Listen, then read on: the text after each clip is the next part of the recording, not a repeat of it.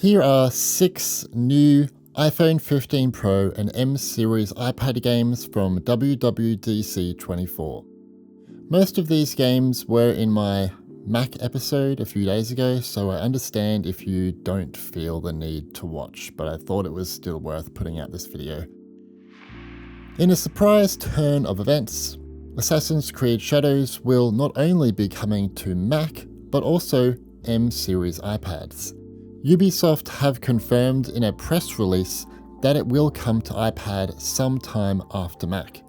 There was no word of the iPhone 15 Pro, but I predict it may come to the new iPhone 16 Pro this fall. The A17 Pro chip in the iPhone 15 Pro is likely not powerful enough to run this game well. AC Mirage often sees below 30 FPS at low settings on the iPhone 15 Pro, so it doesn't leave much hope for this bigger game. We don't know yet if the game will be available on all iPads with an M series chip, or will the game be exclusive to M4. It's worth noting the game isn't coming to last-gen consoles. This is interesting because M1 and M2 chips are about as powerful as those systems, but also AC Shadows will be supported on Mac computers with an M1 chip or later, so maybe it will be supported on M1 and M2 iPads, I don't know. AC Shadows will also support ray tracing on Mac, but we don't know if this will apply to the M4 iPad version, which does now support hardware ray tracing.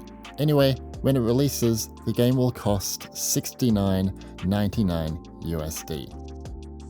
Capcom have announced that they are bringing Resident Evil 7 to iPhone 15 Pro, M series iPads and Mac on the 2nd of July.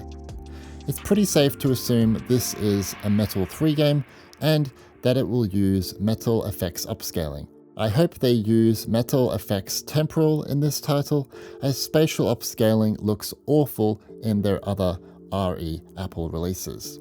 This game isn't very demanding anymore, and because of this, I'm hoping Capcom offer some advanced custom graphical options, like we saw with RE8 on iPhone and iPad, but maybe it's best to keep the resolution locked because a lot of people played above resolutions that their device is actually capable of. According to the App Store description, mouse and keyboard support will not be supported on mobile, but the game will have full controller support. This will also be a universal purchase, same as RE4, but save data cannot be uploaded and downloaded between macOS and iOS devices. This is very stupid and makes no sense. Anyway, you can pre-order the game right now on the App Store.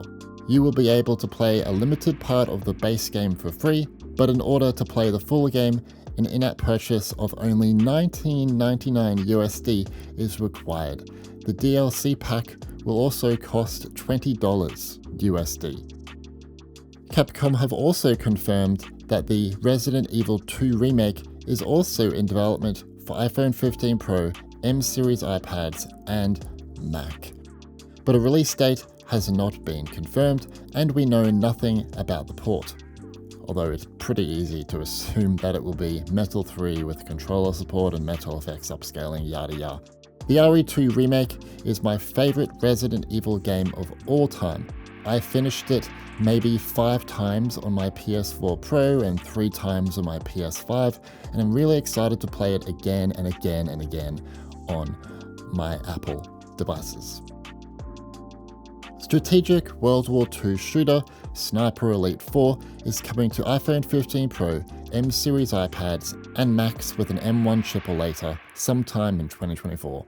This port will support cross-saving between all Apple platforms, which means it's most likely a universal purchase, and will support controllers. The bad news is that it looks like the Apple version will not have multiplayer. Also want to say, many of these current gen AAA ports have not run very well on iPhone 15 Pro especially, and M series iPads, so being an older AAA release should mean it will run great on these devices compared to the others. I also hope they don't lock it down to 30 FPS and allow for 60 FPS or even more, and I hope the game offers similar graphics to the original game.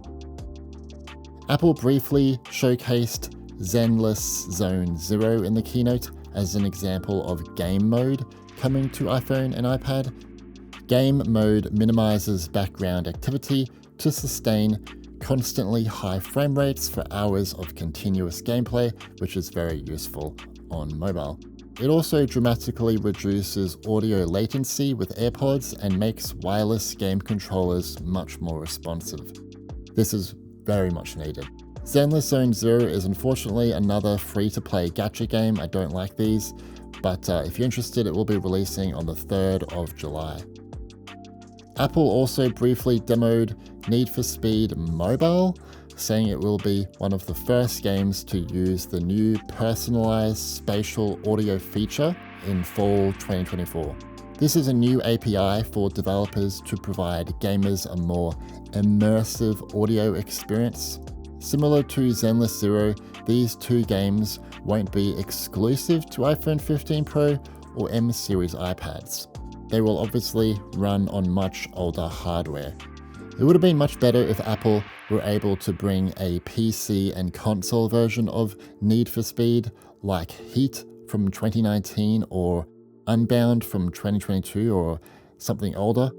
But I understand their reasons, because these free mobile games and especially gacha titles make money for everyone, because they are really nothing more than gambling psychology.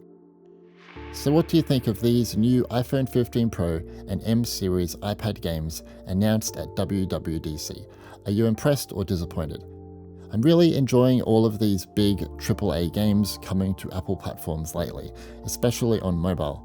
It's good to see Apple are also looking towards older AAA games, as they should run much better on mobile hardware instead of current gen games, which are then being downgraded quite a bit to actually run.